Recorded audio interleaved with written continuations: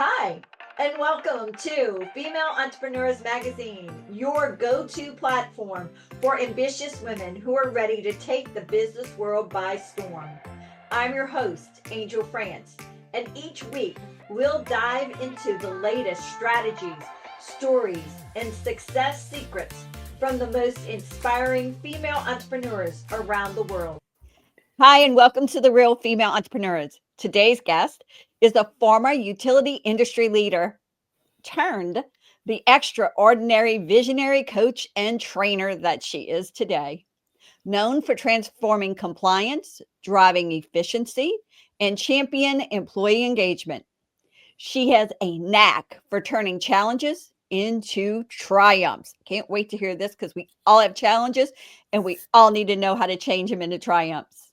Now she's dedicated to her expertise to empowering individuals and organizations to unlock their full potential through leadership and collaboration.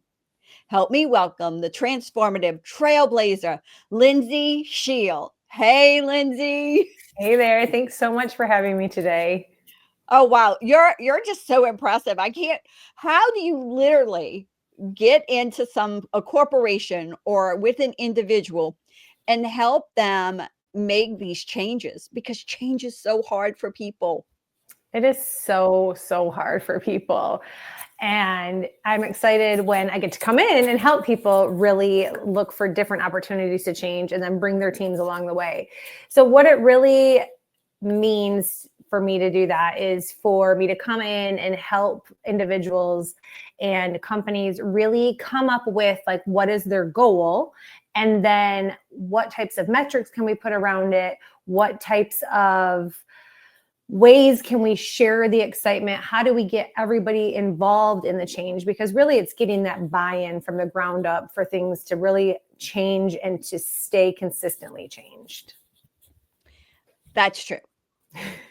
And people are pretty much like resistant. And you just move that needle by finding out what the true why and goal is. Definitely. And bringing everybody together to collaborate. For sure. And I really feel strongly that servant leadership helps enable changes to be sustainable. So as a leader, it's your responsibility really to say, what are your needs, and incorporate those into the change. So you've transitioned from a utility leader. Explain what that is to me. So I had about 19 years in the utility industry, and through my tenure there, I was able to work with numerous teams, customer-facing teams, and my biggest pride really was improving employee engagement, helping individuals, direct reports, increase their leadership responsibilities, help their teams evolve.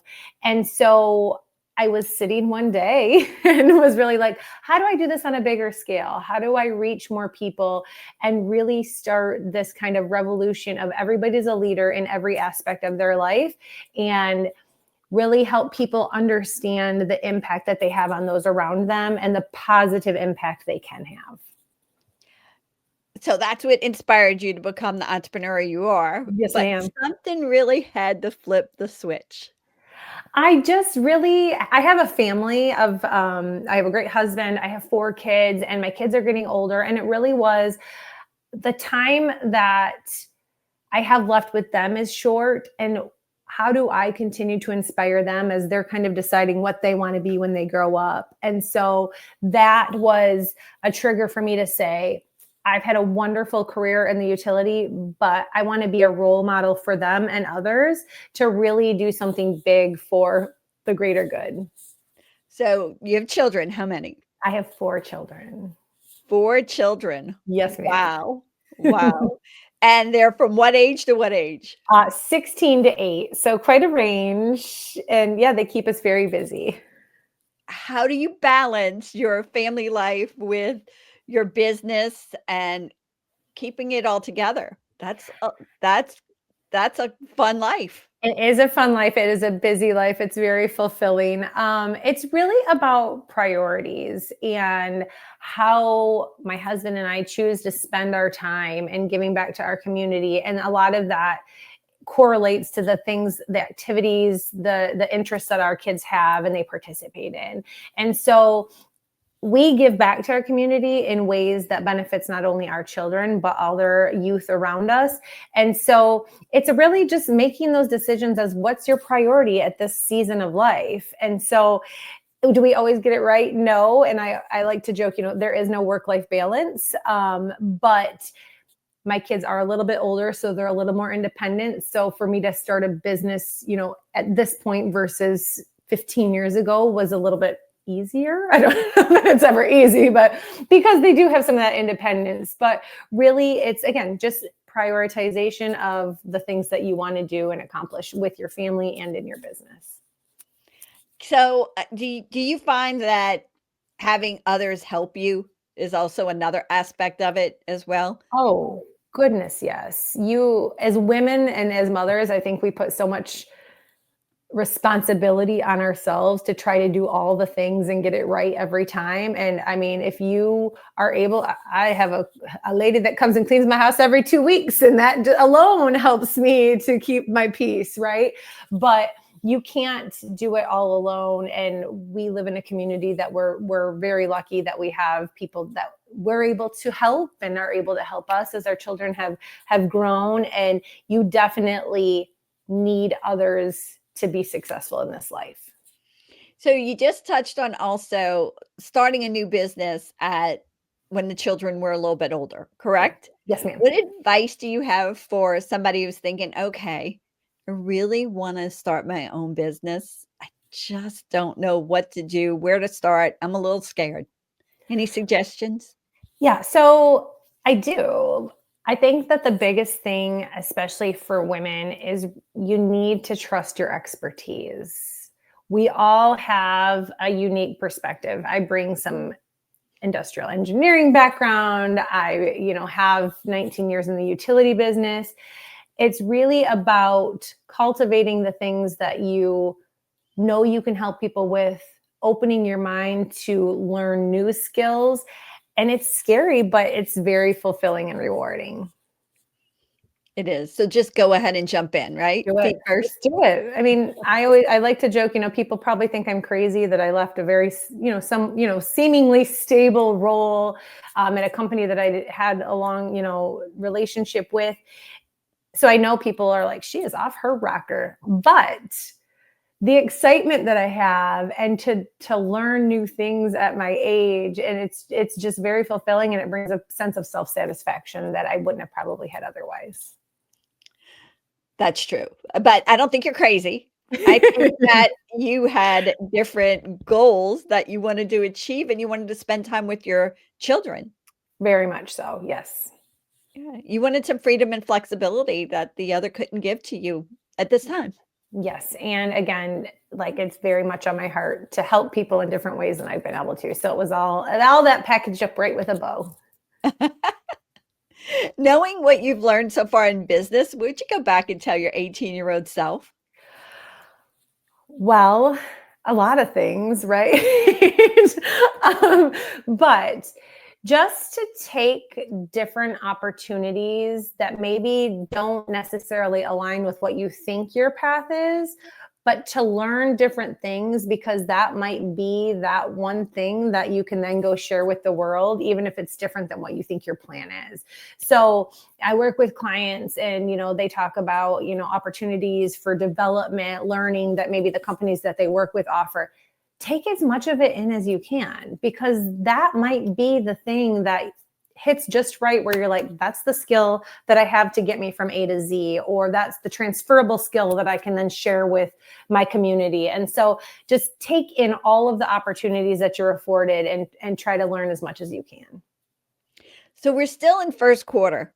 Yes, How ma'am. do you plan for the new year or each quarter? How do you plan for your business? Yeah. So I just had this conversation with a colleague. Um, So really it's what are those kind of longer term annual goals that you're trying to reach? And then how do you break that down into quarterly nuggets, monthly nuggets, weekly nuggets, daily? And they have to be attainable, right? I mean, we all want the world, but that doesn't necessarily come in a year. So you need to set those realistic goals and then kind of back into them. How do I get from A to B in Q1 to make sure I get to Z by the end of the year? So it's really just kind of what's that overall and then working back into those numbers. Do you have a goal you want to share with us that you're planning to hit this year? I would really like to start working with newer leaders. So a lot of the individual work that I do now is with higher level leaders that are really trying to continue to level up.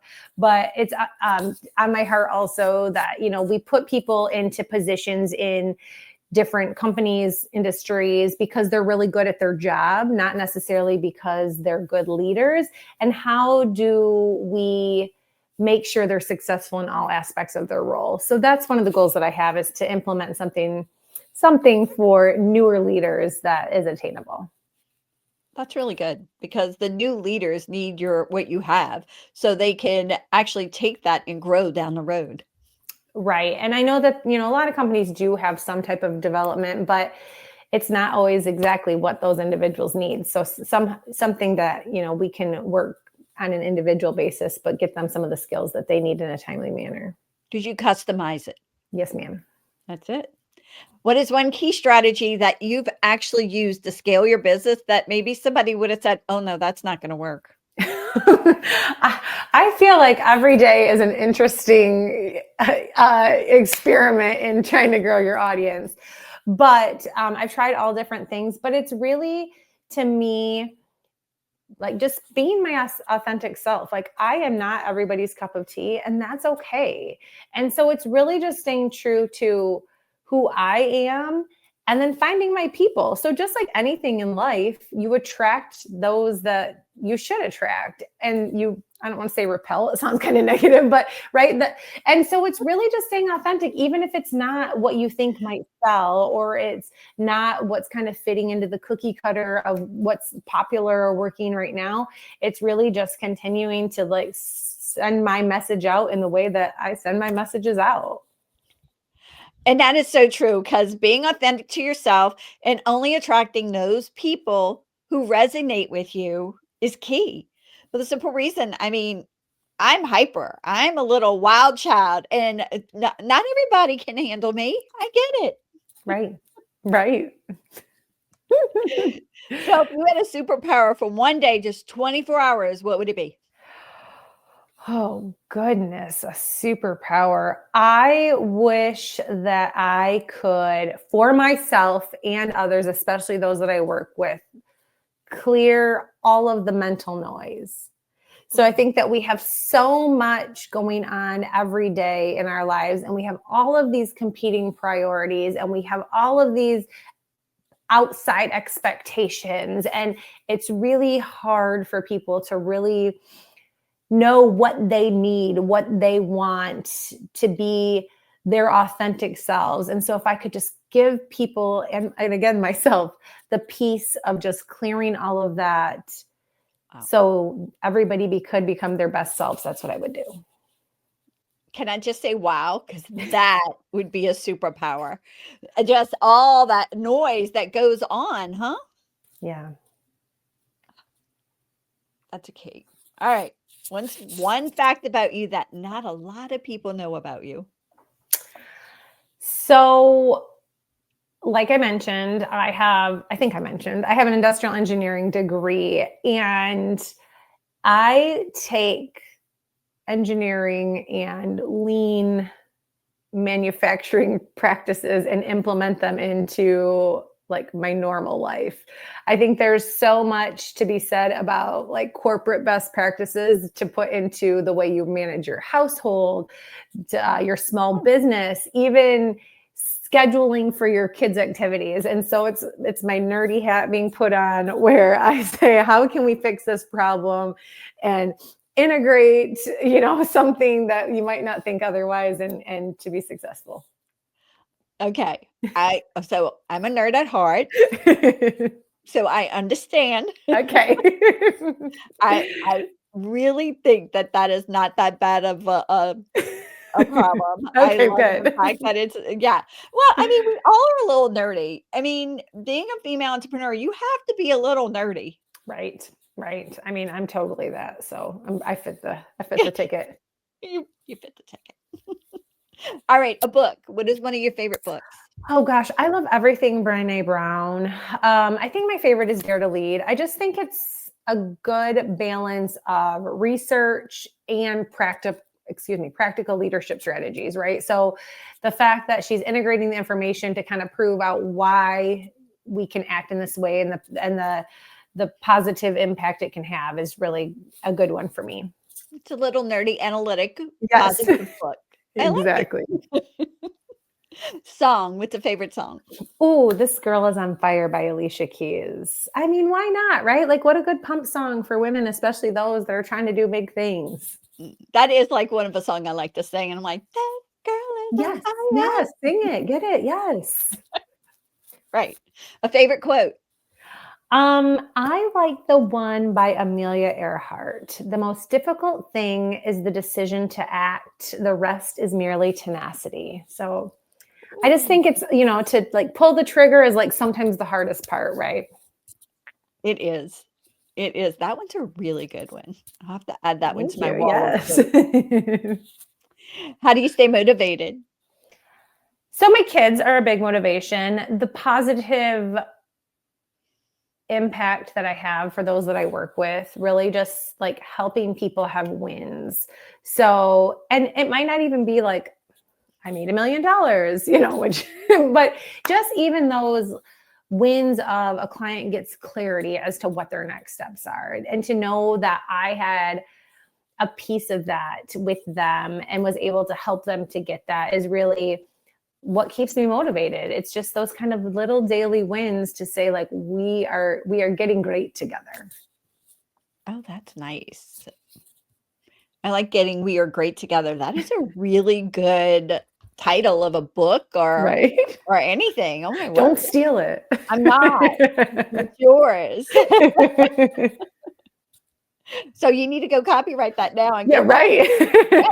Yes, that is a good one. All right. What is the best way to connect with you in your business? So I mostly hang out on Facebook and LinkedIn, and it's Lindsey Schiel on both of those. I love to talk to both. It's just both platforms are so interesting and so different, and those are the best ways. I have a website as well, lindseyschiel.com, but definitely on the social media platforms is probably the best way to get a hold of me. Wow. And what, if anything else, you'd like to tell our female entrepreneur audience? I just want, especially women, I want all people to know, but especially women to know that you really can have everything you want. And it might not be all at the same time. It may not be immediately, but only you know what that is, and you have the ability to get it. So true. All right. I'm expecting the book that we talked about. Yes. And I want to thank you for being on today. You're so fabulous. Thank you so much. Thank you for having me. I appreciate it. Bye. Thank you so much for tuning in to this episode of Female Entrepreneurs Magazine. I hope you found inspiration, actionable tips, and a sense of connection with our incredible community of driven women. Don't forget to hit that subscribe button, leave a review, and share the episode with fellow entrepreneurs who are ready to elevate their game. Remember, your success is just the beginning, and we're here to support you in every step of the way. Until next time, keep shining, keep thriving, and remember, you have the power to create the business and life of your dreams. Stay inspired, and I'll see you in the next episode. Bye.